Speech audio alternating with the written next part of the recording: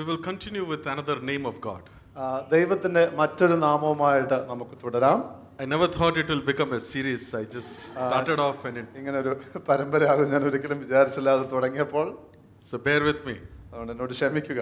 Every time we learn about a name of God, we encounter a nature of God. ദൈവത്തിന്റെ ഒരു നാമം ഓരോ തവണയും നാം പഠിക്കുമ്പോൾ ദൈവത്തിന്റെ ഓരോ സ്വഭാവത്തെ നാം മനസ്സിലാക്കുകയാണ്. And every time we call on that name of God, He is what we call on Him. ദൈവത്തെ നാം ഓരോ തവണയും നാം വിളിക്കുമ്പോൾ നാം എന്ത് ദൈവത്തെ വിളിക്കുന്നുവോ ദൈവം അങ്ങനെ തന്നെ ആകുന്നു. We started off with Jehovah Shalom. The Lord is my peace. The Lord is our peace. യഹോവ ഷലോം കൊണ്ട് നാം ആരംഭിച്ചു. യഹോവ എൻ്റെ സമാധാനമാകുന്നു, എൻ്റെ പൂർണ്ണതയാകുന്നു എന്നുള്ള അർത്ഥത്തിൽ Every time you call on the Lord Jehovah Shalom, He is the Lord of peace in that situation in our life at that time. ഓരോ തവണയും നാം യഹോവ ഷലോം എന്ന് നാം വിളിക്കുമ്പോൾ പ്രാർത്ഥിക്കുമ്പോഴെല്ലാം ആ സമയത്ത് ആ സാഹചര്യത്തിൽ നമ്മുടെ സമാധാനമായി പൂർണ്ണതയായി ദൈവം അവിടെ വരികയാണ്. That's the beauty of His name. His name never changes. It is for eternity.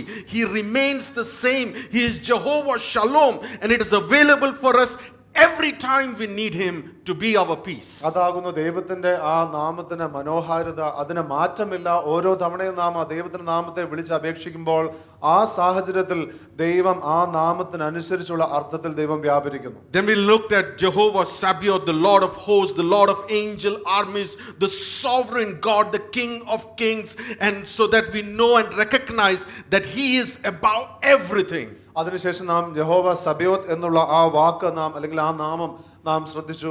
സൈന്യങ്ങളുടെ യഹോവ എന്നുള്ള അർത്ഥമാകുന്നു സകലത്തിനും മീതെയാകുന്നു നമ്മുടെ ദൈവം എന്ന് നമുക്ക് മനസ്സിലായി. Then we looked few weeks back, the Lord is my righteousness, that He is Jehovah Setkenu.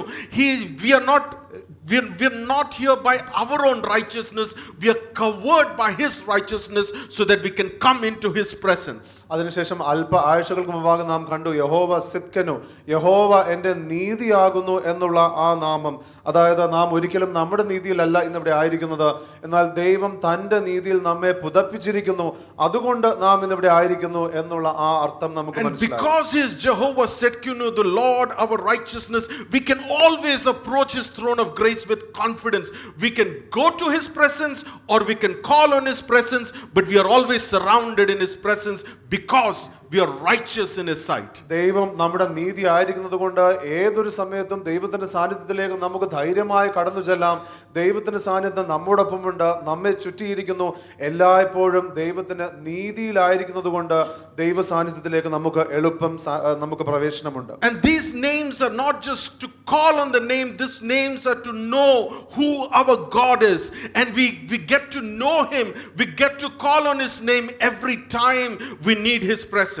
ഈ നാമങ്ങളെല്ലാം എങ്ങനെയെങ്കിലും വിളിക്കാൻ മാത്രമല്ല, എന്നാൽ ദൈവത്തിന്റെ സ്വഭാവത്തെ മനസ്സിലാക്കുവാനും നമ്മുടെ ദൈവം ആരെന്ന് മനസ്സിലാക്കുവാനും അത് മുഖാന്തരം ദൈവവുമായിട്ട് ഏറെ അടുപ്പത്തിലാകുവാനും അത് നമ്മെ സഹായിക്കുന്നു. And this morning we are going to see Jehovah Nissi, the Lord is my banner. ഇന്ന് ഈ പ്രഭാതത്തിൽ നാം ശ്രദ്ധിക്കാൻ പോകുന്ന ദൈവത്തിന്റെ നാമം എന്ന് പറയുന്നത് യഹോവ നിസ്സി, യഹോവ എൻ്റെ കൊടി എന്നുള്ള അർത്ഥത്തിൽ. Can you say that loud? Jehovah Nissi, the Lord is my banner. ഉറക്കെ പറയാമോ? യഹോവ നിസ്സി, യഹോവ എൻ്റെ കൊടി. Amen.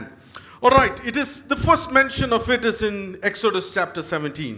ആദ്യമായിട്ട് ഇതിനെക്കുറിച്ച് പരാമർശിച്ചിരിക്കുന്നത് പുറപ്പാട് പുസ്തകത്തിന്റെ 17-ാം അധ്യായത്തിലാണ്. And the last mention of the term Jehovah Nissi is also in Exodus chapter 17. ഏറ്റവും അവസാനത്തെ പരാമർശവും പുറപ്പാട് പുസ്തകത്തിൽ 17-ാം അധ്യായത്തിൽ തന്നെയാണ്. So it's mentioned only once. അതുകൊണ്ട് ഇത് ഒരിക്കൽ മാത്രമേ അങ്ങനെ പറഞ്ഞിട്ടുള്ളൂ. But when I was studying the chapter of Exodus 17, there are many first in the chapter. എന്നാൽ ആ അധ്യായം ഞാൻ പഠിക്കുമ്പോൾ കുറെ കാര്യങ്ങൾ ആദ്യമായിട്ട് സംഭവിച്ചിരിക്കുന്നു അവിടെ. And it is so interesting to see how God revealed many first in that chapter and how He established His name. The Lord is my banner in that chapter. ആ അധ്യായത്തിൽ കുറെ കാര്യങ്ങൾ ആദ്യമായിട്ട് സംഭവിക്കുകയും അതിനുശേഷം തന്റെ നാമമായിരിക്കുന്ന യഹോവ നിസ്സി എന്നുള്ള ദൈവം അവിടെ പരാമർശിച്ചിരിക്കുന്നത് കാണുവാൻ അത് തീർച്ചയായിട്ടും ആശ്ചര്യകരമായിരുന്നു. So I want to go through some of these verses in chapter 17. 17-ാം അധ്യായത്തിലെ ചില വാക്യങ്ങൾ നമുക്ക് ശ്രദ്ധിക്കാം. Verse 8 to verse 16 we will read through. 8 മുതൽ 16 വരെയുള്ള വാക്യങ്ങൾ നമുക്ക് വായിച്ചു തുടങ്ങാം. And very quickly we will touch on some of the aspects and then finally land into the Lord is my banner in verse 15. ഇതിനെക്കുറിച്ചുള്ള ചില കാര്യങ്ങൾ പെട്ടെന്ന് സംസാരിച്ച് അതിനുശേഷം 15-ാം വാക്യത്തിലുള്ള യഹോവ നിസ്സി എന്നുള്ള ആ വാക്യത്തിലേക്ക് നമുക്ക് പ്രവേശിക്കാം. I think I have to go really fast today. എനിക്ക് തോന്നുന്നു ഇന്ന് വളരെ പെട്ടെന്ന് എനിക്ക് പോകേണ്ടി വരും. So will you catch up with me? അതുകൊണ്ട് എന്നോട് ചേർന്ന് നിങ്ങൾ നിൽക്കുമോ? Yes? Let's do it together. നമുക്ക് ഒന്നിച്ചത് ചെയ്യാം. But as we do this, I am believing and I was praying through the week as well that the Lord minister from His word. ഞാൻ ഈ കാര്യത്തെക്കുറിച്ച് ഈ ആഴ്ച പ്രാർത്ഥിക്കുമ്പോഴെല്ലാം ഞാൻ വിശ്വസിക്കുന്നു ദൈവം തന്റെ വചനത്തിലൂടെ ശുശ്രൂഷിക്കും. And there is something that each one here will definitely take away with. ഇന്ന് നിശ്ചയമായും ഇന്നിവിടെ ആയിരിക്കുന്ന ഏവരും തിരിച്ചു കൊണ്ടുപോകുന്ന ചില കാര്യങ്ങളുണ്ടാകും. But one thing that is going to happen today, എന്നാൽ ഇന്ന് സംഭവിക്കാൻ പോകുന്ന ഒരു കാര്യം is the Lord is going to strengthen you. ദൈവം നിങ്ങളെ ബലപ്പെടുത്തും. And that's what even during the worship it was ministered that the Lord is strengthening you. ആരാധന സമയത്തും ഞാൻ ശുശ്രൂഷിക്കുമ്പോൾ കേട്ടൊരു കാര്യം എന്ന് പറയുന്നത് ദൈവം നിങ്ങളെ ബലപ്പെടുത്തിക്കൊണ്ടിരിക്കുന്നു. He's giving you a new level of boldness. ദൈവം ഒരു പുതിയ നിലവാരത്തിലുള്ള ധൈര്യം നിങ്ങൾക്ക് നൽകും. He's making you stronger in some of the aspects. ദൈവം ചില കാര്യങ്ങളിൽ നിങ്ങളെ ബലപ്പെടുത്തിക്കൊണ്ടിരിക്കുന്നു. Some areas that you've been struggling, the Lord is going to strengthen you so that you will fight against it. നിങ്ങൾ ചില കാലമായി ഭാരപ്പെട്ടുകൊണ്ടിരിക്കുന്ന കാര്യത്തിൽ ദൈവം നിങ്ങളെ ബലപ്പെടുത്തുമ്പോൾ നിങ്ങൾ അതിനെ ജയിക്കുവാൻ അല്ലെങ്കിൽ അതിനോട് പൊരുതുവാനുള്ള ശക്തി ലഭിക്കും. I want you to just feel your inner core being strengthened by the Holy Spirit today. ഇന്ന് ഈ സമയത്ത് നിങ്ങളുടെ അന്തരംഗം പരിശുദ്ധാത്മാവിനാൽ ബലപ്പെടുന്നത് നിങ്ങൾ അനുഭവിക്കുവാൻ ഞാൻ ആഗ്രഹിക്കുന്നു. To get into some battles which you have never gone before. നിങ്ങൾ ഇതിനു മുമ്പ് പ്രവേശിക്കാത്ത ചില യുദ്ധങ്ങളിലേക്ക് പ്രവേശിക്കുവാനായി. To get into a territory which you have never gone before. നിങ്ങൾ മുൻപ് പ്രവേശിക്കാത്ത ചില മണ്ഡലങ്ങളിലേക്ക് പ്രവേശിക്കുവാനായി. To step into doing something in the Lord's kingdom which you have never tried before. ദൈവരാജ്യത്തിലേക്ക് നിങ്ങൾ പ്രവേശിച്ച മുമ്പ് പരിശീലിച്ചിട്ടില്ലാത്ത അല്ലെങ്കിൽ ചെയ്തിട്ടില്ലാത്ത ചില കാര്യങ്ങൾ ചെയ്യുവാനായി. And the Spirit of God is here and He is releasing a boldness and the strengthening so that the church will arise to the time like this. ദൈവത്തിന്റെ ആത്മാവ് ഇവിടെ ഉണ്ട്. സഭയുടെ മേൽ ദൈവത്തിന്റെ ആത്മാവ് ശക്തിയും ബലവും നൽകുമ്പോൾ സഭ എഴുന്നേൽറ്റ് പ്രവർത്തിക്കും. And that was my prayer through the week. അതായിരുന്നു ഈ ആഴ്ച മുഴുവനുള്ള എൻ്റെ പ്രാർത്ഥന. Not because I wanted that to be released. അത് അങ്ങനെ പകരപ്പെടുവാനായിട്ട് ഞാൻ ആഗ്രഹിച്ചതുകൊണ്ടല്ല. Because I knew from the Lord that He is doing that work today. എന്നാൽ ദൈവത്തിൽ നിന്ന് എനിക്ക് അറിയുവാൻ കഴിഞ്ഞത് ദൈവം ആ പ്രവൃത്തി ചെയ്യുവാൻ പോകും. And it was reinforced today during the worship when Ruth declared that the Lord is strengthening you. അത് ആരാധന സമയത്ത് അത് വീണ്ടും അതിലൊരു ഉറപ്പ് ലഭിച്ചു. റൂത്ത് അത് പ്രഖ്യാപിച്ചു ദൈവം നിങ്ങളെ ബലപ്പെടുത്തുന്നു എന്നുള്ളത്. So let's not miss this moment. How many of you want to be strengthened by the Lord? അതുകൊണ്ട് ഈ സമയം നമുക്ക് പാഴാക്കണ്ട. എത്ര പേർ ദൈവത്താൽ ബലപ്പെടുവാൻ ആഗ്രഹിക്കും? But that's not all. There is so much that the Lord might teach, but you will go strengthened in the Lord today. അത് മാത്രമല്ല ദൈവം പല കാര്യങ്ങളും പഠിപ്പിക്കും. എന്നാൽ നിശ്ചയമായും നിങ്ങൾ ഇന്ന് മടങ്ങി പോകുമ്പോൾ നിങ്ങൾ ബലപ്പെട്ടിട്ടുണ്ടാകും. All those who have your Bible with you, be it digital or physical, I want you to start reading from verse 8 to 16. We will read it in Malayalam. Bible ഉള്ളവരെല്ലാം നിങ്ങൾ ആ വാക്യം എടുത്താട്ടെ. നമ്മൾ പുറപ്പാട് പുസ്തകത്തിന്റെ 17-ാം അധ്യായത്തിന്റെ 8 മുതലുള്ള വാക്യങ്ങൾ വായിക്കാൻ പോകുന്നു. റഫീദീമിൽ വെച്ച് അമാലേക്ക് വന്ന് ഇസ്രായേലിനോട് യുദ്ധം ചെയ്തു. അപ്പോൾ മോശെ യോശുവയോട് നീ ആളുകളെ തിരഞ്ഞെടുത്ത് പുറപ്പെട്ട് അമാലേക്കിനോട് യുദ്ധം ചെയ്യുക. ഞാൻ നാളെ കുന്നിന്മുകളിൽ ദൈവത്തിന്റെ വടി കയ്യിൽ പിടിച്ചുകൊണ്ട് നിൽക്കും എന്ന് പറഞ്ഞു. മോശെ തന്നോട് പറഞ്ഞതുപോലെ യോശുവ ചെയ്തു. അമാലേക്കിനോട് പൊരുതു. എന്നാൽ മോശയും അഹ്റോനും ഹൂരും കുന്നിൽ മുകളിൽ കയറി. മോശെ കൈ ഉയർത്തിയിരിക്കുമ്പോൾ ഇസ്രായേൽ ജയിക്കും, കൈ താഴ്ത്തിയിരിക്കുമ്പോൾ അമാലേക്ക് ജയിക്കും. എന്നാൽ മോശയുടെ കൈ ഭാരം തോന്നിയപ്പോൾ അവർ ഒരു കല്ല് എടുത്തു വെച്ചു. അവർ അതിന്മേൽ ഇരുന്നു. അഹ്റോനും ഹൂരും ഒരുത്തൻ ഇപ്പുറത്തും ഒരുത്തൻ അപ്പുറത്തും നിന്ന് അവന്റെ കൈ താങ്ങി. അങ്ങനെ അവന്റെ കൈ സൂര്യൻ അസ്തമിക്കും വരെ ഉറച്ചു നിന്നു. യോശുവ അമാലേക്കിനെയും അവന്റെ ജനത്തെയും വാളിന്റെ വായ്ത്തലയാൽ തോപ്പിച്ചു. യഹോവ മോശയോട് നീ ഇത് ഓർമ്മയ്ക്കായിട്ട് ഒരു പുസ്തകത്തിൽ എഴുതി യോശുവയെ കേൾപ്പിക്കുക. ഞാൻ അമാലേക്കിന്റെ ഓർമ്മ ആകാശത്തിന്റെ കീഴിൽ നിന്നും അശേഷം മായിച്ചു കളയും എന്ന് കൽപ്പിച്ചു. പിന്നെ മോശെ ഒരു യാഗപീഠം പണിതു. അതിന് യഹോവ നിസ്സി യഹോവ എൻ്റെ കൊടി എന്ന് പേരിട്ടു.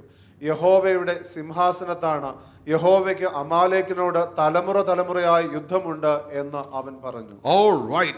So in few chapters before is where the Israelites walked in the dry ground of the sea and crossed the Red Sea, and they saw the mighty hand of God in the deliverance. അല്പ അധ്യായങ്ങൾക്ക് മുമ്പാകുന്നു അവർ ആ ചെങ്കടൽ വിഭാഗിച്ച് അവർ ഉണങ്ങിയതായിട്ടുള്ള നിലത്തിലൂടെ കടന്നു വന്ന് ദൈവത്തിൻ്റെതായിട്ടുള്ള പ്രവൃത്തി ഇസ്രായേലർ കണ്ട് അവർ പുറത്തേക്ക് വന്നത്. And the next chapter they worshipped God. അടുത്ത അധ്യായത്തിൽ അവർ ദൈവത്തെ ആരാധിക്കുകയാണ്. And then they started walking in the wilderness. അതിനുശേഷം അവർ മരുഭൂമിയിൽ നടക്കുവാൻ തുടങ്ങി. They had no water, then the water was provided. അവർക്ക് വെള്ളമില്ലായിരുന്നു, എന്നാൽ അവർക്ക് വെള്ളം നൽകപ്പെട്ടു. Then there was no food, food was provided. അവർക്ക് ഭക്ഷണമില്ലായിരുന്നു, ദൈവം അവർക്ക് ഭക്ഷണം നൽകി. Sorry, it was not quality food according to their standard.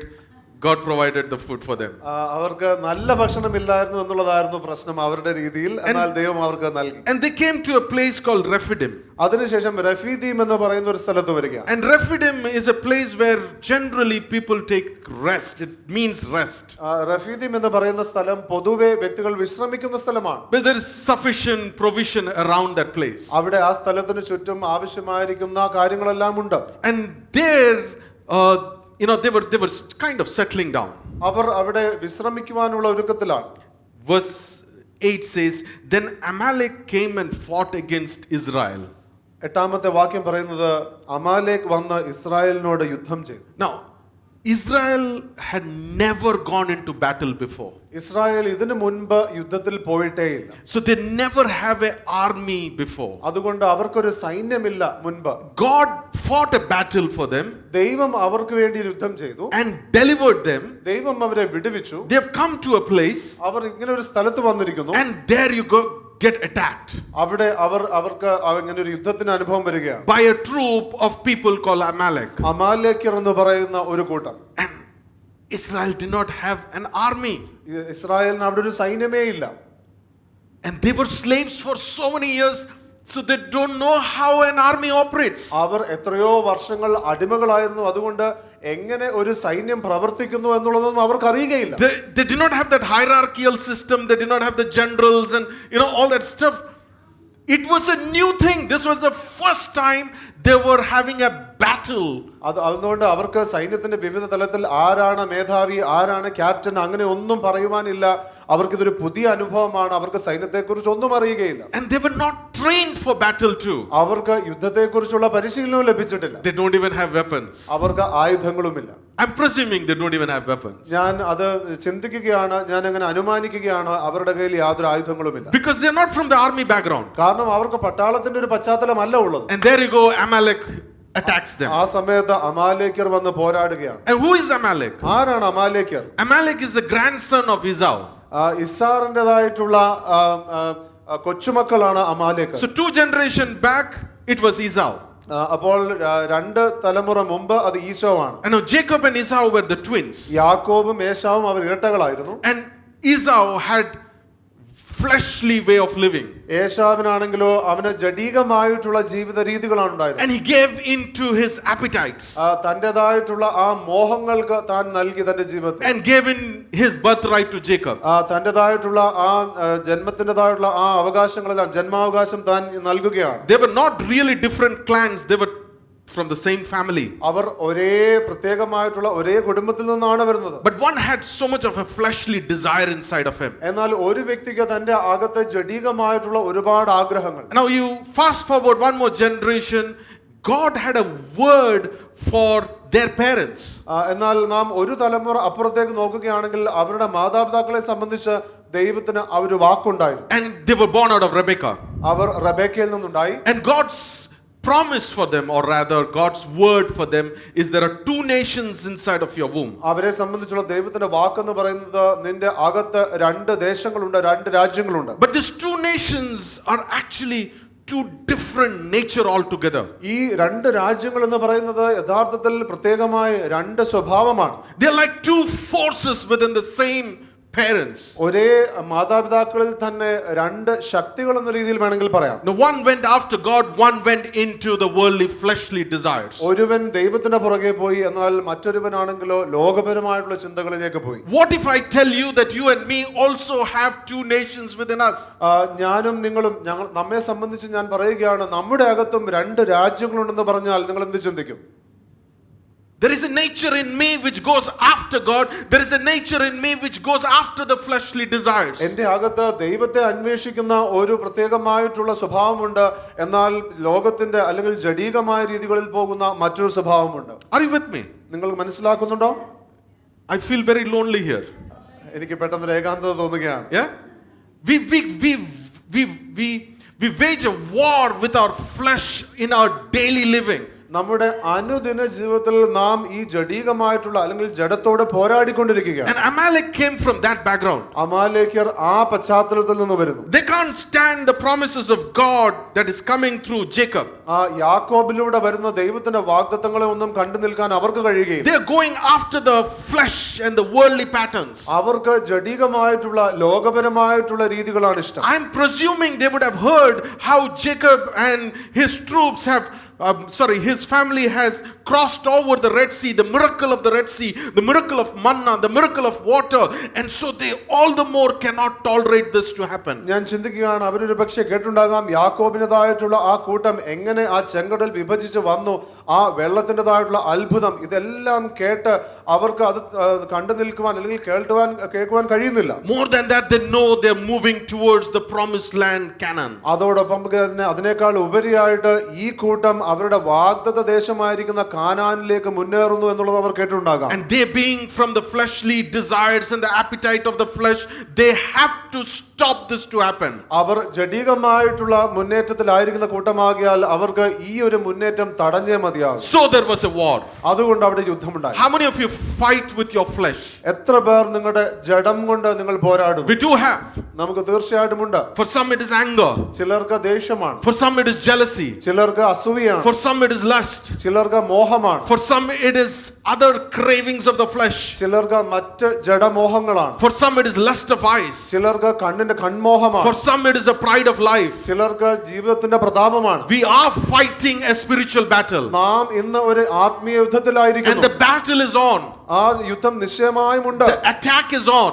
ആ പോരാട്ടമുണ്ട്. But what did Moses and troop do? എന്നാൽ മോശയും കൂട്ടവും ഇവിടെ എന്ത് ചെയ്തു? I believe that is a good configuration for spiritual warfare. ഇത് ഒരു ആത്മീയ പോരാട്ടത്തിനുള്ള നല്ല ഒരു രീതി അല്ലെങ്കിൽ ഒരു കൂട്ടാണെന്ന് ഞാൻ I മനസ്സിലാക്കുന്നു. am believing we will take stronger stand against these forces in the days to come. ഞാൻ വിശ്വസിക്കുന്നു വരും നാളുകളിൽ നാം ഈ ശക്തികൾക്കെതിരെ ശരിയായിട്ടുള്ള ബലമുള്ള നിലപാടുകൾ എടുക്കുമെന്ന് ഞാൻ So വിശ്വസിക്കുന്നു. it is important for us to understand that configuration. അതുകൊണ്ട് ഇതിന്റെ ക്രമം എങ്ങനെയൊന്നുള്ളത് നാം മനസ്സിലാക്കിയേ മതിയാകും. So when the attack happened, അതുകൊണ്ട് ഈ യുദ്ധം സംഭവിച്ചു. Moses called Joshua. മോശ യോശുവയോട്. This is the first mention of the name Joshua. യോശുവ എന്ന് പറയുന്ന നാമം ആദ്യമായിട്ട് ഉപയോഗിക്കുന്നത് ഇവിടെയാണ്. I don't know how old he might be at that time, എനിക്ക് അറിയുകയില്ല യോശുവയ്ക്ക് ആ സമയത്ത് എത്ര പ്രായമുണ്ടെന്ന്. but he was around Moses. എന്നാൽ എന്തായാലും മോശയുടെ കൂടെ ഉണ്ട്. He was the first one to be picked up by Moses.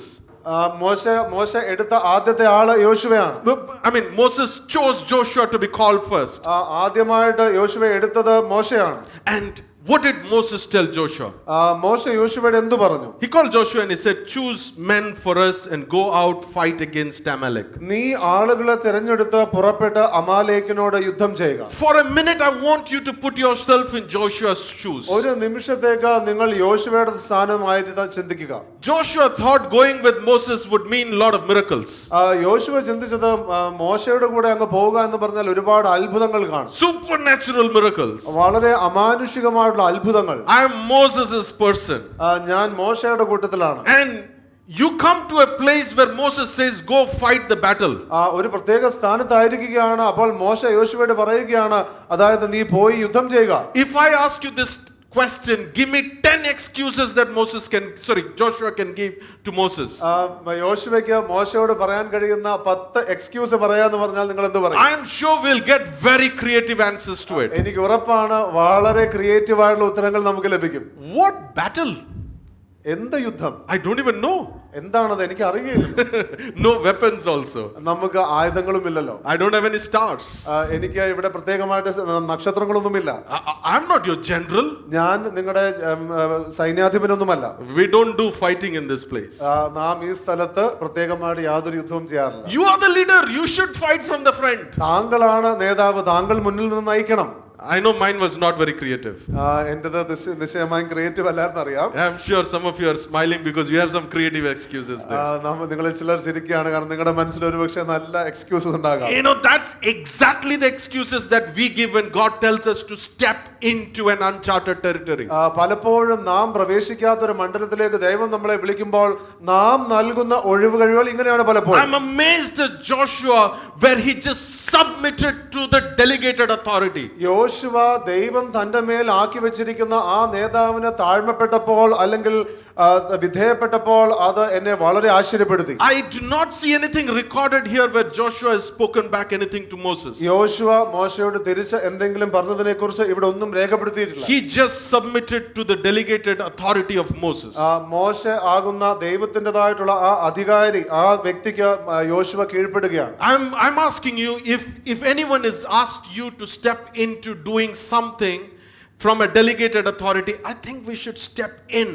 ഞാൻ നിങ്ങളോട് പറയട്ടെ, ദൈവം ആക്കി വെച്ചിരിക്കുന്ന അധികാരികൾ നിങ്ങളോട് എന്തെങ്കിലും ചെയ്യുവാൻ പറഞ്ഞാൽ നാം അങ്ങനെ ചെയ്യണം എന്ന് ഞാൻ പറയുകയാണ്. Go take a step.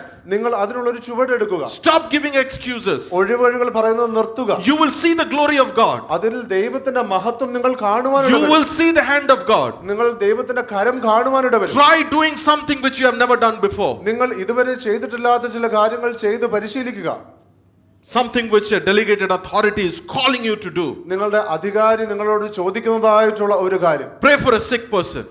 ഒരു അസുഖത്തിലായിരിക്കുന്ന വ്യക്തിക്ക് വേണ്ടി പ്രാർത്ഥിക്കുവാൻ. Go help somebody. ആരെങ്കിലും പോയി സഹായിക്കുവാൻ. Go into a mission trip. ഒരു ദൗത്യത്തിൻ്റെതായിട്ടുള്ള യാത്രയിലായിരിക്കുവാൻ. Something God is calling you to do, step out and start doing it. ദൈവം നിങ്ങളെ വിളിച്ചിരിക്കുന്നതായിട്ടുള്ള ആ ഒരു കാര്യം അതിലേക്ക് നിങ്ങൾ ഇറങ്ങി ചെയ്യുവാൻ തുടങ്ങുക. I thought I will hear an amen for that. ഒരു ആമേൻ നിങ്ങൾ ഇന്ന് കേൾക്കുമെന്ന് ഞാൻ വിചാരിച്ചു. No, you don't want to do that? നിങ്ങൾ ചെയ്യാൻ താല്പര്യമില്ലേ? You will delay the encounter that you will have from the Lord. നിങ്ങൾ അത് ചെയ്യാൻ വൈകിച്ചാൽ ദൈവത്തിൽ നിന്ന് നിങ്ങൾക്ക് ലഭിക്കേണ്ട കണ്ടുമുട്ടൽ അതും വൈകുവാൻ കാരണമാണ്. Now Moses tell to Joshua, choose men for us. മോശ യോശുവയോട് പറയുകയാണ്, നീ ആളുകളെ തിരഞ്ഞെടുത്ത. I don't know how he recruited his army. എങ്ങനെ തന്റെ സൈന്യത്തെ ആൾക്കാരെ കേറ്റി അറിയുകയില്ല. Maybe by the strength that they portray. ഒരുപക്ഷെ അവരെ കാണുമ്പോഴുള്ള ശക്തി വെച്ചിട്ടായിരിക്കാം. And the next two verses is very critical. അടുത്ത രണ്ട് വാക്യങ്ങൾ വളരെ നിർണായകമാണ്. Go out. നീ പുറപ്പെട്ട് fight. അമാലേക്കിനോട് യുദ്ധം ചെയ്യുക. All these are verbs. ഇതെല്ലാം പ്രവർത്തിക്കുന്ന ക്രിയകളാകുന്ന വാക്കുകളാണ്. Maybe the Lord is reminding you to start going out. ഒരുപക്ഷെ ദൈവം നിങ്ങളെ ഓർമ്മിപ്പിക്കുകയായിരിക്കാം നിങ്ങൾ പുറത്തേക്ക് പോകുക എന്നുള്ളത്. Enough of settling down in Rephidim, in the place of rest. റഫീദിം എന്ന് പറയുന്ന സ്വസ്ഥതയുടെ സ്ഥലത്ത് നിന്നത് മതി. I know this is not a great message from a pulpit to say get out.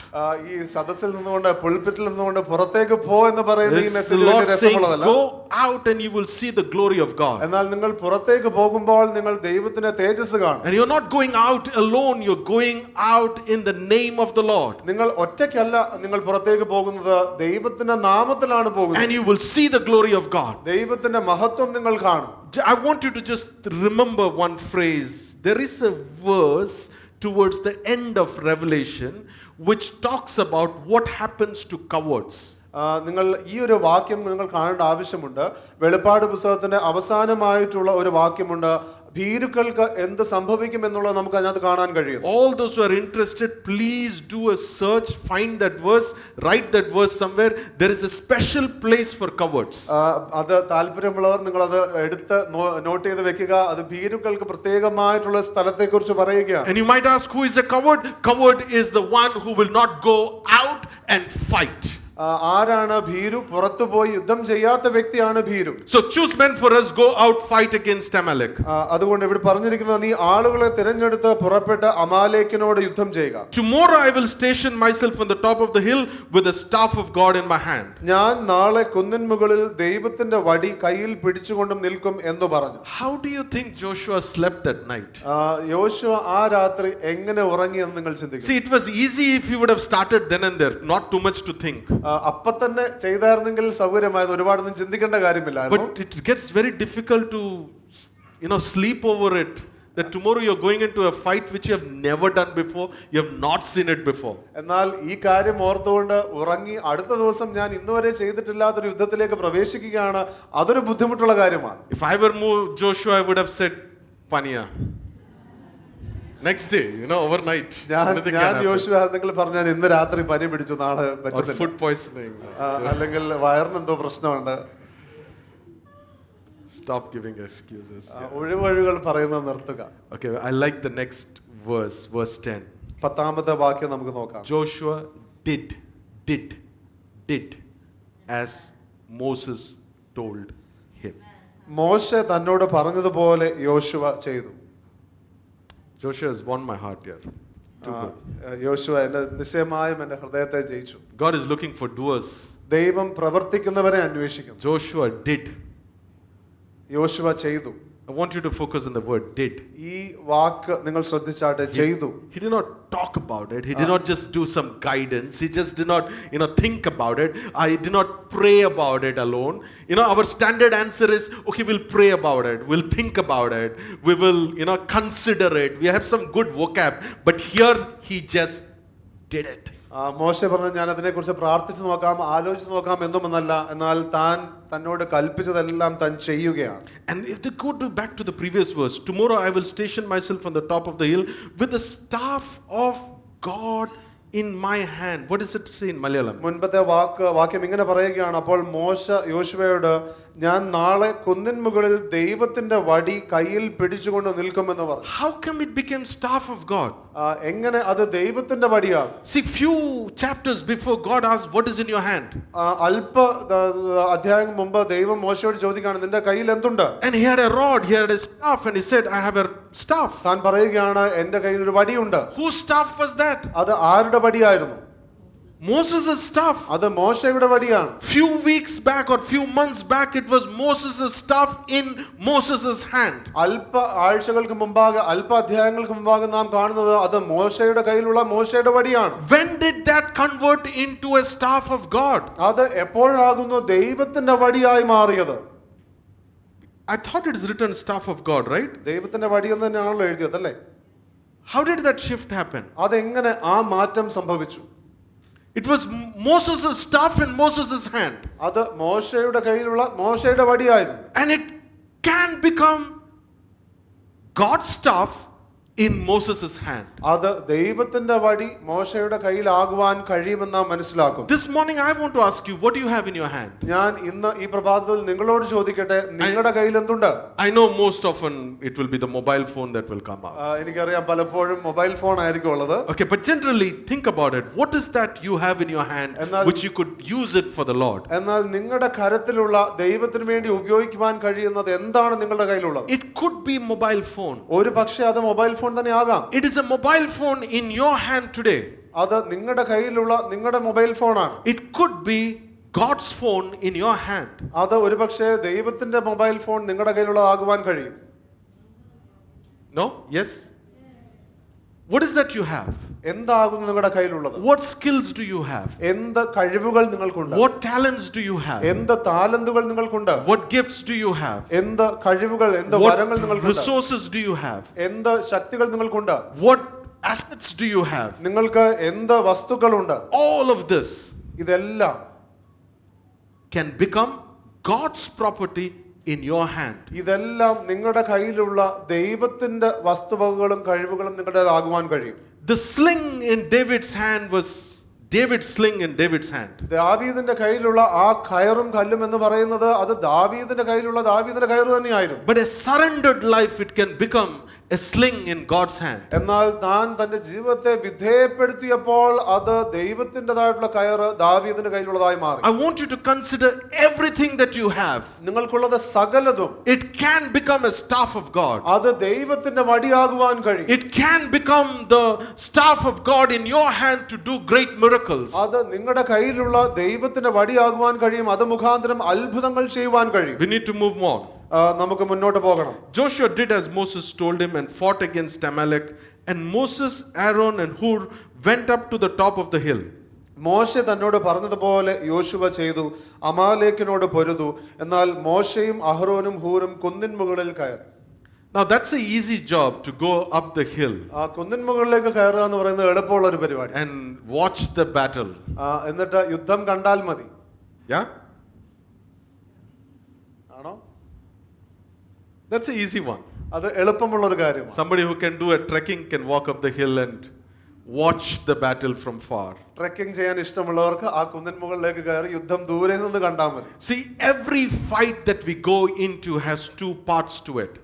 ഏതൊരു യുദ്ധവും നാം പ്രവേശിക്കുമ്പോൾ അതിന് രണ്ട് ഭാഗങ്ങളുണ്ട്. There is a practical aspect of it, there is a spiritual aspect of it. ഒന്നിന് പ്രായോഗികമായിട്ടുള്ള ഒരു കാര്യമുണ്ട്, അതിൽ ആത്മീയമായിട്ടുള്ള ഒരു ഭാഗമുണ്ട്. There are things that you have to do, there are things you will seek God for doing.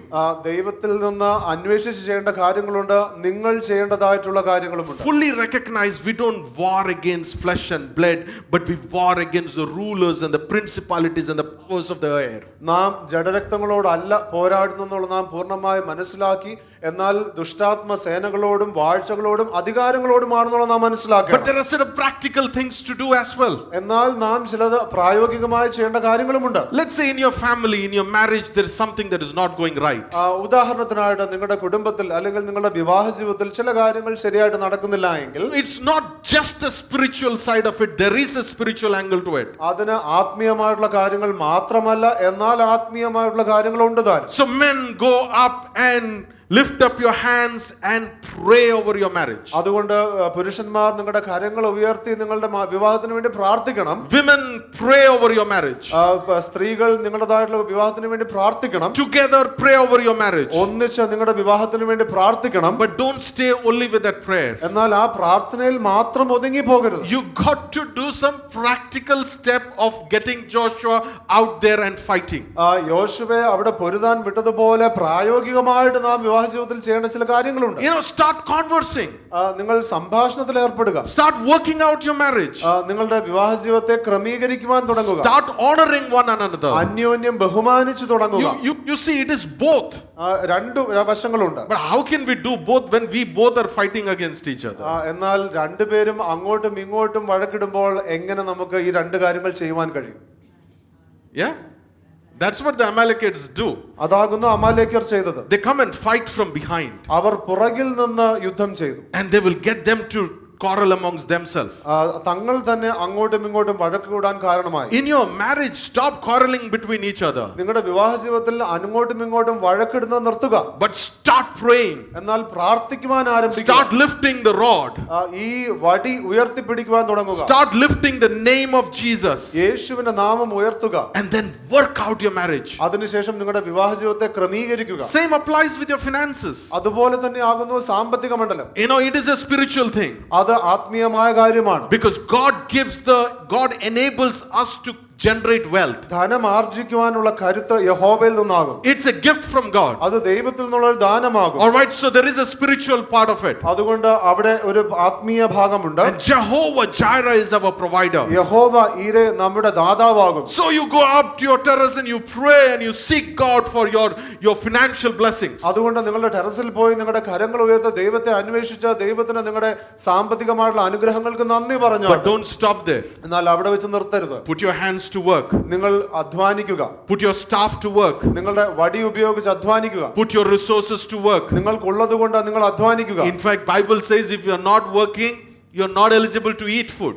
തിരുവചനം പറയുന്നത് നിങ്ങൾക്ക് ജോലി ചെയ്യാൻ മടിയുണ്ടെങ്കിൽ നിങ്ങൾ ആഹാരം കഴിക്കാൻ യോഗ്യനല്ല. But when you put your hand to work, എന്നാൽ നിങ്ങൾ അധ്വാനിക്കുമ്പോൾ, and because of your prayer and you lifted up the banner of Jesus, നിങ്ങളുടെ പ്രാർത്ഥന മുഖാന്തരവും യേശുവാകുന്ന ജയക്കൊടിയെ നിങ്ങൾ ഉയർത്തുമ്പോൾ, everything that you do is blessed. നിങ്ങൾ ചെയ്യുന്നതെല്ലാം അനുഗ്രഹിക്കപ്പെടും. Everything that you do will multiply. നിങ്ങൾ ചെയ്യുന്നതെല്ലാം അതിലൊരു പെരുക്കം കാണുവാൻ ഇടവരും. It is mutual.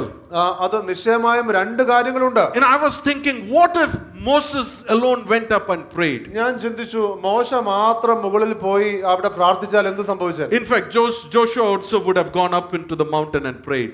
അല്ലെങ്കിൽ യോശുവയും കൂടെ കുന്നിൻ മുകളിൽ പോയി പ്രാർത്ഥിച്ചു. What if only Joshua, Moses and everyone went into the battle and fought? അല്ലെങ്കിൽ യോശുവയും മോശയും എല്ലാവരും കൂടെ പോയി ആ യുദ്ധം പൊരുതിയിരുന്നെങ്കിലോ? That was not the configuration God wanted. ദൈവം ആഗ്രഹിച്ചതായിട്ടുള്ള ക്രമീകരണം അതല്ലായിരുന്നു. God wanted one to go and pray, another to go and fight the battle. ദൈവത്തിന്റെ ആഗ്രഹം ഒരുവൻ പോയി പ്രാർത്ഥിക്കുമ്പോൾ മറ്റൊരുവൻ ആ യുദ്ധത്തിൽ പോരാടും. If you are fighting against some aspects of flesh, നിങ്ങൾ ജഡത്തിന്റെ ഏതെങ്കിലും ഒരു കാര്യത്തിനെതിരെ പോരാടിക്കൊണ്ടിരിക്കുന്നുവെങ്കിൽ, you got to lift up the name of Jesus and pray over that fleshly area. നിങ്ങൾ ആ യേശുവിൻ്റെതായിട്ടുള്ള നാമം ഉയർത്തി ആ ജഡമണ്ഡലത്തിനെതിരെ പ്രാർത്ഥിച്ചേ മതിയാകും. And you're struggling on certain areas. ചിലപ്പോൾ നിങ്ങൾ ചില കാര്യത്തിൽ ഭാരപ്പെടുന്നുണ്ടാകാം. Get some practical steps to get over it. അതിനെ ജയിക്കുവാനായിട്ടുള്ള പ്രായോഗികമായിട്ടുള്ള ചില ഉപദേശങ്ങൾ സ്വീകരിച്ചാൽ, Because God is our banner over that situation, you will see the victory of the Lord. കാരണം ദൈവം നമ്മുടെ ആ സാഹചര്യത്തിലുള്ള കൊടിയായിരിക്കുന്നത് കൊണ്ട് നിങ്ങൾ ആ നിശ്ചയമായും നിങ്ങൾ ആ വിജയം കാണും. But like Joshua, go do it. എന്നാൽ യോശുവയെ പോലെ നിങ്ങൾ പോയി അത് ചെയ്യുക. But like Moses, lift up your hands and worship this God, the Lord, our victory banner. എന്നാൽ മോശയെ പോലെ കരങ്ങൾ ഉയർത്തി ദൈവമാകുന്ന യഹോവയാകുന്ന കൊടിയെ നിങ്ങൾ മഹത്വപ്പെടുത്തുക. And this goes together. ഇത് ഒന്നിച്ച് പരസ്പര പൂരകമായിരുന്നു. I'm believing the Holy Spirit is ministering to you. ഞാൻ വിശ്വസിക്കുന്ന പരിശുദ്ധാത്മാവ് നിങ്ങളോട് ഇടപെട്ടുകൊണ്ടിരിക്കുന്നു. Reminding of areas where you need to lift up prayer or areas where you need to step into action. നിങ്ങൾ ദൈവത്തിന്റെ നാമം ഉയർത്തേണ്ടതായുള്ള മേഖലകളെ കുറിച്ച് ഓർപ്പിക്കുകയും നിങ്ങൾ പ്രവർത്തിക്കേണ്ട മേഖലകളെ കുറിച്ച് പരിശുദ്ധാത്മാവ് ഓർപ്പിക്കുന്നു ഞാൻ വിശ്വസിക്കുന്നു. Verse 12. 12ാമത്തെ വാക്യം. But Moses' hands were heavy. എന്നാൽ മോശയുടെ കൈക്ക് ഭാരം തോന്നിയപ്പോൾ, And then they took a stone and put it under him. അവർ ഒരു കല്ലെടുത്തു വെച്ച് And he sat on it. അവൻ അതിന്മേൽ ഇരുന്നു. Aaron and Hur supported his hands, one on one side and one on the other. Thus his hands were steady until the sun set. അഹരോനും ഹൂരും ഒരുത്തൻ ഇപ്പുറത്തും ഒരുവൻ അപ്പുറത്തും നിന്ന് അവന്റെ കൈ താങ്ങി, അങ്ങനെ അവന്റെ കൈ സൂര്യൻ അസ്തമിക്കും വരെ ഉറച്ചു നിന്നു. See, praying against a battle ഒരു യുദ്ധത്തിനെതിരെ പ്രാർത്ഥിക്കുമ്പോൾ is not just once you pray and you walk away from there. ഒരിക്കൽ പ്രാർത്ഥിച്ചു അവിടെ നിന്ന് ഇറങ്ങി പോകുക, അങ്ങനെയല്ല. It's a prayer, it's seeking God steadily till you see the victory of God. അത് നിരന്തരമായി നാം ചെയ്ത ദൈവത്തിൽ നിന്ന് ആ വിജയം പ്രാപിക്കും വരെയും നാം ഉറച്ചു നിൽക്കണം. There are many things that we start with prayer. നാം പലപ്പോഴും പ്രാർത്ഥനയിൽ ആരംഭിക്കുന്ന കാര്യങ്ങളുണ്ട്. Oh, we find the hand of God when we start off. നാം തുടങ്ങുമ്പോൾ നാം ദൈവത്തിന്റെ കരം നാം കാണുന്നു. And after a while in the battle you see that you're getting more skillful in the battle. അതിനുശേഷം നമുക്ക് മനസ്സിലാകുന്നു ആ യുദ്ധത്തിൽ നാം മുന്നേറിയപ്പോൾ ആ യുദ്ധത്തിൽ നമുക്ക് വലിയ കഴിവുകൾ ലഭിച്ചു. And so we will start trusting in the skill. അപ്പോൾ നാം എന്ത് ചെയ്യും? നമ്മുടെ കഴിവിൽ നാം ആശ്രയിക്കുവാൻ തുടങ്ങും. So whatever has been started with prayer, you got to prevail that, persist that in prayer. അതുകൊണ്ട് പ്രാർത്ഥനയിൽ ആരംഭിച്ചത് പ്രാർത്ഥനയിൽ തന്നെ നാം മുന്നേറിക്കൊണ്ടിരിക്കണം. And verse says they were, the hands were steady. The other word for steady was they were faithful till the end. അവിടെ പറയുന്നത് ആ രണ്ട് കരങ്ങളും ഉറച്ചു നിന്നു അല്ലെങ്കിൽ താങ്ങി, അതിനുള്ള വാക്ക് പറയുന്നത് വിശ്വസ്തയോടെ എന്നാകുന്നു. The battle that you are in, the fight that you are in, and you're praying over it, pray consistently till you see the victory in that area. നിങ്ങൾ ആയിരിക്കുന്ന ആ യുദ്ധത്തിൽ നിങ്ങൾ ജയം കാണും വരെയും നിങ്ങൾ വിശ്വസ്തയോടെ ഉറച്ചു നിന്ന് നിങ്ങൾ പ്രാർത്ഥിക്കുക. But I praise God for people like Aaron and Hur. ആരനെയും ഹൂറിനെയും പോലെയുള്ള ചില വ്യക്തികളെ കുറിച്ച് ഞാൻ ദൈവത്തെ സ്തുതിക്കുന്നു. Who can stand with you and lift up your arms in prayer. പ്രാർത്ഥനയിൽ നിങ്ങളുടെ കരങ്ങൾ ഉയർത്തുവാൻ നിങ്ങളുടെ കൂടെ നിൽക്കുന്ന ചില വ്യക്തികൾ വ്യക്തികൾ. And if you do not have some of them, നിങ്ങൾക്ക് അങ്ങനെ ഒരു വ്യക്തി ഇല്ല എങ്കിൽ, God is not calling us to stay and live in isolation. ദൈവം കൂട്ടം വിട്ട് ഒറ്റയ്ക്ക് ജീവിക്കുവാൻ അല്ല നമ്മെ Our വിളിച്ചിരിക്കുന്നത്. God is a God of community. ദൈവം നമ്മെ കൂട്ടമായി നയിക്കുന്ന ദൈവമാകും. He wants us to come together. നാം ഒന്നിച്ചു വരുവാൻ ദൈവം ആഗ്രഹിക്കുന്നു. There are so many verses in the New Testament of one another. അനേക വാക്യങ്ങളുണ്ട് പുതിയ ഉടമ്പടിയിൽ അന്യോന്യം എന്ന് പറയുന്നത്. He wants us to have community. നാം ഒന്നിച്ച ഒരു കൂട്ടായ്മയിലായിരിക്കണം ദൈവം ആഗ്രഹിക്കുന്നത്. We need people who will lift up our arms. നമ്മുടെ കരങ്ങളെ താങ്ങി നിർത്തുന്ന ഉയർത്തുന്നതായിട്ടുള്ള വ്യക്തികൾ നമ്മുടെ ജീവിതത്തിൽ ആവശ്യമാണ്. The root word for encouragement comes from this verse, strengthening your arms. നിങ്ങളുടെ കരങ്ങളെ താങ്ങുക അല്ലെങ്കിൽ ഉയർത്തിപ്പിടിക്കുക എന്നുള്ള മൂലപദത്തിൽ നിന്നാണ് പ്രോത്സാഹിപ്പിക്കുക എന്നുള്ള വാക്ക് വന്നിരിക്കുന്നത്. Encouragement, one entry level could be, oh, you look good, so nice, some good words, that could strengthen maybe for a fraction of a second. പ്രോത്സാഹിപ്പിക്കുക എന്ന് പറയുന്നതിന്റെ ആദ്യത്തെ ചില നിലവാരമാണ് കൊള്ളാവില്ല, കാണാൻ കൊള്ളാവില്ലോ, മിടുക്കനാണല്ലോ എന്നൊക്കെ പറയുന്നത്. അത് ആദ്യത്തെ അല്പനേരത്തേക്ക് സഹായകമാണ്. The encouragement that the Bible talks about is to strengthen somebody's arm, to lift up in prayer so that they win over the battle that they are facing. എന്നാൽ തിരുവചനം പറയുന്നതായിട്ടുള്ള പ്രോത്സാഹനം എന്ന് പറയുന്നത് അന്യോന്യം കരങ്ങളെ ബലപ്പെടുത്തി അത് മുഖാന്തരം അവരുടെ യുദ്ധങ്ങളെ ക്രിസ്തുവിൽ അവർ ജയിക്കുവാൻ വേണ്ടി. See, either we are a Joshua out there fighting, ഒന്നെങ്കിൽ നാം അവിടെ പൊരുതുന്ന യോശുവ ആയിരിക്കണം, or we are Moses lifting up our hands and seeking and interceding, അല്ലെങ്കിൽ നാം ഇടിവിൽ നിന്ന് പ്രാർത്ഥിക്കുന്ന കരങ്ങൾ ഉയർത്തി നിൽക്കുന്ന മോശയായിരിക്കണം, or we are lifting up Moses' hand and strengthening his ministry. അല്ലെങ്കിൽ മോശയുടേതായിട്ടുള്ള ശുശ്രൂഷയെ ബലപ്പെടുത്തുന്നതായിട്ടുള്ള തന്റെ കരങ്ങളെ താങ്ങുന്ന വ്യക്തികളായിരിക്കണം. But take up some role. എന്നാൽ എന്തെങ്കിലും ഒരു ഭാഗം നിങ്ങൾ എടുക്കുക. Let's not be spectators during a battle. ഒരു യുദ്ധം നടക്കുമ്പോൾ വെറും കാണികളായി മാത്രം നാം ഒതുങ്ങരുത്. You need people like Aaron and Hur. നിങ്ങൾക്ക് നിശ്ചയമായും അഹരോനെയും ഹൂറിനെയും പോലുള്ള വ്യക്തികൾ If you do ആവശ്യമാണ്. not have seek God, I need somebody like Aaron and Hur in my family. നിങ്ങൾക്ക് അങ്ങനെ ഒരു വ്യക്തി ഇല്ല എങ്കിൽ ദൈവത്തെ അന്വേഷിച്ചാട്ടെ, നിങ്ങൾ പ്രാർത്ഥിച്ചാട്ടെ, ദൈവത്തോട് ചോദിച്ചാട്ടെ, എന്റെ കുടുംബത്തിൽ എനിക്ക് അഹരോനെയും ഹൂറിനെയും പോലെ വ്യക്തികളെ വേണം. But I want you to also consider being Aaron and Hur for somebody else. അതോടൊപ്പം തന്നെ മറ്റ് ആരുടെയെങ്കിലും ജീവിതത്തിൽ നിങ്ങളും ഒരു അഹരോനും ഹൂറും ആകാൻ വേണ്ടി നിങ്ങൾ ചിന്തിക്കണം. Every week make it a target to at least bless 3 people. എല്ലാ ആഴ്ചയും കുറഞ്ഞത് 3 പേരെങ്കിലും അനുഗ്രഹിക്കുവാനായിട്ട് നിങ്ങൾ അങ്ങനെ ഒരു ശീലം വെച്ചാണ്. And when I say bless, it means encourage them, strengthen them to fulfill what God has in for them. ഞാൻ അനുഗ്രഹിക്കുക എന്ന് പറയുമ്പോൾ അവരെ ബലപ്പെടുത്തി അവരെ പ്രോത്സാഹിപ്പിച്ച് ദൈവം അവരെ വിളിച്ചിരിക്കുന്നതിലേക്ക് അവരെ സഹായിക്കുന്ന രീതിയിൽ. And one must be from the church for ഒന്ന് sure. നിശ്ചയമായും സഭയിൽ നിന്നായിരിക്കണം. One must be from outside of the church. ഒന്ന് സഭയ്ക്ക് പുറത്തുള്ള വ്യക്തി ആയിരിക്കണം. We are God's workmanship sent out to reconcile the world. നാം ദൈവത്തിന്റെ കൈപ്പണി ആയിരിക്കുന്നു ലോകത്തെ നിരപ്പിലേക്ക് കൊണ്ടുവരുവാനായിട്ട്. Strengthen somebody. ആരെയെങ്കിലും നിങ്ങൾ ബലപ്പെടുത്തുക. Help them fight in their battles. അവരുടേതായിട്ടുള്ള യുദ്ധങ്ങളെ ജയിക്കുവാൻ നിങ്ങൾ അവരെ ബലപ്പെടുത്തിയാട്ടെ. Pray with them. അവരുമായിട്ട് പ്രാർത്ഥിക്കുക. Give them words that will strengthen them. അവരെ ബലപ്പെടുത്തുന്ന വാക്കുകൾ നൽകുക. And the third one, I will leave it to your option, could be from the church or from outside. മൂന്നാമതായിട്ട് ഉള്ളത് നിങ്ങളുടെ തീരുമാനത്തിന് വിട്ടു തന്നിരിക്കുന്നു. ഒന്നെങ്കിൽ സഭയിൽ നിന്നാകാം അല്ലെങ്കിൽ പുറത്തുനിന്നാകാം. But I am encouraging you to start doing it. Just do it. എന്നാൽ ഞാൻ നിങ്ങളെ താല്പര്യപ്പെടുത്തുകയാണ്, നിങ്ങൾ അത് ചെയ്തു തുടങ്ങിയാട്ടെ, നിങ്ങൾ അത് ചെയ്യണം. Verse 13. 13ാമത്തെ വാക്യം. So Joshua overwhelmed Amalek and his people with the edge of the sword. യോശുവ അമാലേക്കിനെയും അവന്റെ ജനത്തെയും വാളിന്റെ വായ്ത്തലയാൽ തോൽപ്പിച്ചു. The phrase edge of the sword would mean he just completely. വാളിന്റെ വായ്ത്തല എന്ന് പറയുന്ന ആ വാക്കിന്റെ അർത്ഥം പൂർണ്ണമായും നശിപ്പിച്ചു എന്നാണ്. Now I have a question. What was the reason for the battle victory? ഞാൻ നിങ്ങളോട് ചോദിക്കട്ടെ, ആ ജയത്തിന്റെ കാരണം എന്തായിരുന്നു? Joshua's skills or Moses' prayer? യോശുവയുടെ കഴിവാണോ അതോ മോശയുടെ പ്രാർത്ഥനയാണോ? That's a safe answer. രണ്ടും വളരെ സുരക്ഷിതമായിട്ടുള്ള ഉത്തരമാണ്. It has to go together. നിശ്ചയമായും അത് ഒരുമിച്ച് മുന്നേറേണ്ട കാര്യമാണ്. But I believe the Lord is calling us to fight some battle and win it completely. ഞാൻ വിശ്വസിക്കുന്നു ദൈവം ചില യുദ്ധങ്ങളിലേക്ക് നമ്മെ വിളിച്ചിരിക്കുന്നത് പൂർണ്ണമായും അതിൽ ജയം പ്രാപിക്കുവാനാകും. Some struggles with the flesh just to win completely. ജഡത്തിലുള്ള ചില യുദ്ധങ്ങളെ പൂർണ്ണമായിട്ടും ജയിക്കുവാനായി. In the New Testament time we are already in the position of victory. പുതിയ ഉടമ്പടിയിൽ നാം ഇപ്പോൾ തന്നെ നാം ജയത്തിന്റെ സ്ഥാനത്തായിരിക്കുന്നു. All right, quickly, verse 14. 14ാമത്തെ വാക്യം. Then the Lord said to Moses.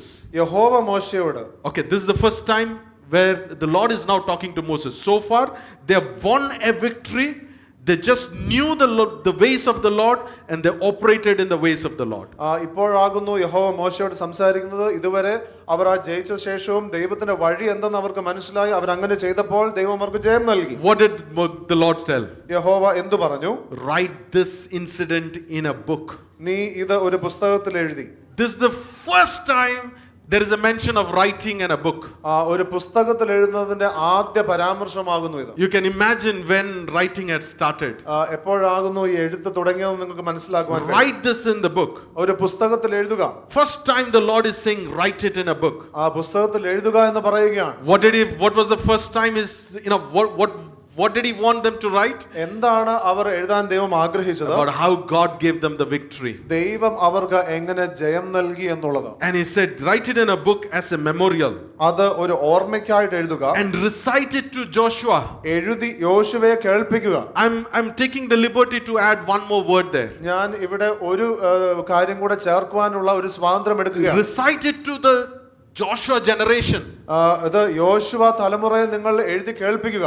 What is recorded about what God has done, start reciting it to the next generation so that they will know God as you knew God.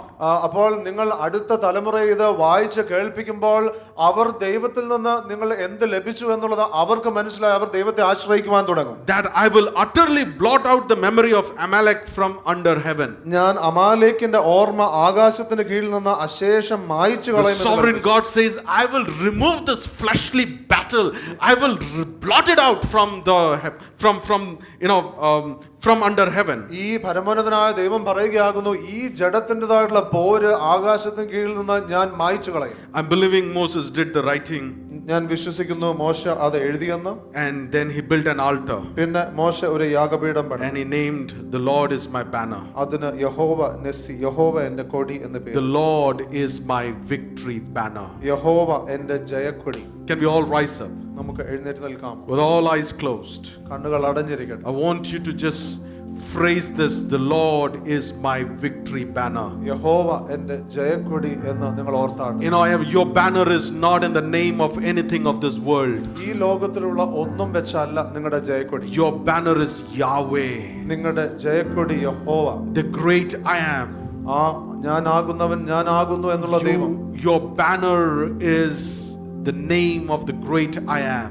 ഈ മഹോന്നതനായിരിക്കുന്ന ഞാനാകുന്നവനാകുന്ന ദൈവമാകുന്ന നിങ്ങളുടെ Jayakodi. You're lifting up a banner, rising up a banner to show your enemies that you come from the authority of the living God, the great I am. നിങ്ങൾ ജയക്കൊടി ഉയർത്തിക്കൊണ്ട് നിങ്ങളുടെ ശത്രുക്കളോട് പ്രഖ്യാപിക്കുകയാകുന്നു, ഈ ഞാനാകുന്നവനാകുന്ന ദൈവമാകുന്ന സർവ അധികാരിയാകുന്ന ദൈവത്തിന്റെ നാമത്തിൽ ഞാൻ നിന്നെ എതിരിടുന്നു. Lift up your hands and say, Jehovah Nissi, the Lord is my banner. നിങ്ങളുടെ കരങ്ങൾ ഉയർത്തി പറഞ്ഞാട്ടെ, യഹോവ നിസ്സി, യഹോവ എൻ്റെ Jayakodi. Look at every battles that you're fighting and declare over that battle, say, the Lord is my banner. I come in the name of the Lord. ഇന്ന് നിങ്ങൾ ഭാരപ്പെടുന്ന, നിങ്ങൾ പോരാടുന്ന ഏതൊരു യുദ്ധത്തെ നോക്കിക്കൊണ്ട് നിങ്ങൾ അതിനോട് പ്രഖ്യാപിച്ചാട്ടെ, യഹോവ നിസ്സി, യഹോവ എൻ്റെ ജയക്കൊടി, ഞാൻ ദൈവത്തിന്റെ നാമത്തിൽ നിന്നെ എതിരിടുന്നു. It's no more the wooden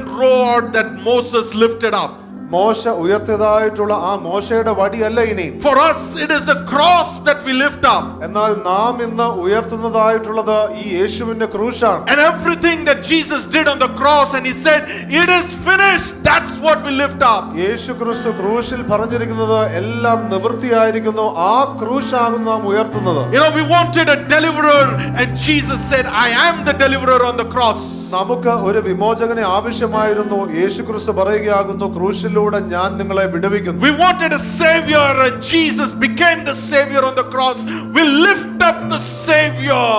നമുക്ക് ഒരു രക്ഷകനെ ആവശ്യമായിരുന്നു, എന്നാൽ യേശു പറയുകയാകുന്നു, ക്രൂശിലൂടെ ഞാൻ നിങ്ങളുടെ രക്ഷകനായിരിക്കുന്നു. We wanted a healer and Jesus, by his stripes we are healed. We lift up the banner of Jehovah Nissi, Jesus our healer.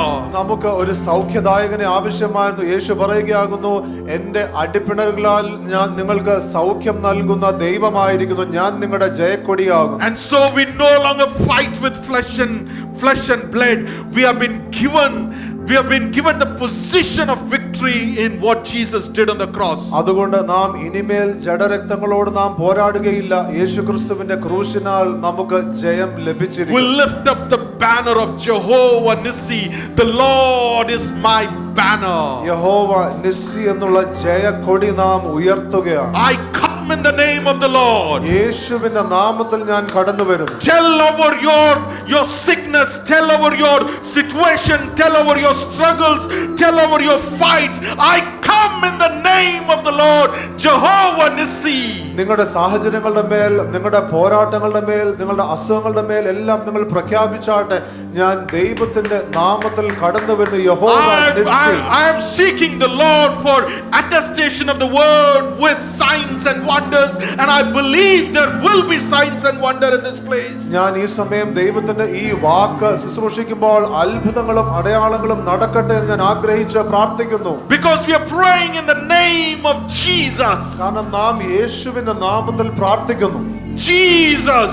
യേശുവിന്റെ നാമത്തിൽ. Jesus. Yeshu. We lift up Jesus. നാം യേശുവിനെ ഉയർത്തുന്നു. Jehovah Nissi.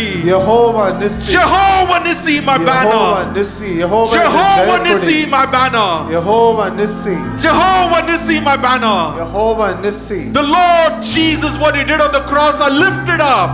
യേശു ക്രിസ്തു തന്റെ ക്രൂശിൽ, ആ ക്രൂശ് ഞങ്ങൾ ഉയർത്തുന്നു. And therefore we have victory over sickness. അതുകൊണ്ട് ഇന്ന് അസുഖങ്ങളുടെ മേൽ നമുക്ക് ജയമുണ്ട്. We have victory over struggles. നമുക്ക് പ്രയാസങ്ങളുടെ മേൽ ജയമുണ്ട്. We have victory over financial situations. സാമ്പത്തിക സാഹചര്യങ്ങളുടെ മേൽ നമുക്ക് ജയമുണ്ട്. We have victory over our job situations. നമ്മുടെ ജോലി സാഹചര്യങ്ങളുടെ മേൽ നമുക്ക് ജയമുണ്ട്. We have victory over the struggles at home. നമ്മുടെ ഭവനങ്ങളുള്ള പ്രശ്നങ്ങളുടെ മേൽ നമുക്ക് ജയമുണ്ട്. We have victory over our struggles with our children.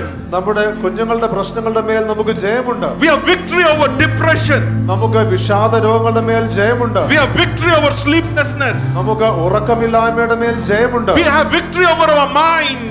നമ്മുടേതായിട്ടുള്ള മനസ്സിന്റെ മേൽ നമുക്ക് ജയമുണ്ട്. We have victory over the struggles with our eyes. നമ്മുടെ കണ്ണുകൾ കൊണ്ടുള്ള പ്രയാസങ്ങൾ കൊണ്ട് നമുക്ക് അതിന്മേൽ ജയമുണ്ട്. The Lord is the Lord of our victory. നമ്മുടെ യഹോവ നമ്മുടെ ജയക്കൊടിയാകും. He is my victory banner. ഈ ദൈവം എന്റെ ജയക്കൊടിയാകും. In Jesus I am victorious. യേശുവിൽ ഞാൻ ജയാളിയാകുന്നു. I am more than conqueror in Christ Jesus. ഞാൻ ജയിക്കുന്നവനേക്കാൾ അധികമാകുന്നു ക്രിസ്തു. Greater is the one who is living in me than the enemy in this world. എന്നിലുള്ള ദൈവം ഈ പുറത്തുള്ള ശത്രുവിനേക്കാൾ വലിയവനാകുന്നു. Therefore any Amalek that comes, I will fight and I will be victorious because Jesus, the Lord Jehovah Nissi, is my banner. അതുകൊണ്ട് ഏത് അമാലേക്കൻ എന്നോട് യുദ്ധം പൊരുതാലും ശരി, ഞാൻ യേശുവിന്റെ നാമത്തിൽ അതിനെ ഞാൻ ജയിക്കും. I want to declare victory is your portion.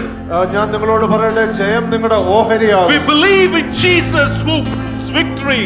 യേശുവിനതായുള്ള ജയത്തിൽ ഞങ്ങൾ വിശ്വസിക്കുന്നു. But you will have to fight. എന്നാൽ നിങ്ങൾ പൊരുതേണം. You be the Joshua to get into the battle. ആ യുദ്ധത്തിലേക്ക് പോരാടുവാൻ തക്കവണ്ണം നിങ്ങൾ യോശുവയാകുക. But go in the name of Jesus. യേശുവിനതായുള്ള നാമം ഉയർത്തുക. Let's fight some battles. നമുക്ക് ചില യുദ്ധങ്ങൾ പോരാടാം. Let's fight some battles. നമുക്ക് ചില യുദ്ധങ്ങൾ പോരാടാം. Let's bring glory to God. നമുക്ക് ദൈവത്തിന് മഹത്വം കൊണ്ടുവരാം. Because he is Jehovah Nissi, the Lord of a banner. യഹോവ നിസ്സി, യഹോവ നമ്മുടെ Jayakodi. Hallelujah. Lift up a loud shout of hallelujah. ഉറക്കെ hallelujah. Hallelujah. Worship the Lord. Hallelujah. Hallelujah. Roho zekele makazele rentene makaza. Doze rekelo roze manaderelere. O reze menena na makele boroze bala randerere. Shekele berero rondere bala romorondere berolorere. O reze bekola makede ne mazulo rendekele. Lalbe zekele makande ne malarararara base. Roze balaroro malehe kerenderezia. I can see chains broken. ചില ചങ്ങലകൾ തകർന്നിരിക്കുന്നത് ഞാൻ കാണുന്നു. But don't go back to the chains again. എന്നാൽ ആ ചങ്ങലകളിലേക്ക് വീണ്ടും മടങ്ങി Jesus is telling you the chains are broken. യേശു നിങ്ങളോട് പറയുന്നു ചങ്ങലകൾ തകർന്നിരിക്കുന്നു. Don't go back to the chains. ഇനി ആ ബന്ധനത്തിലേക്ക് മടങ്ങി പോകരുത്.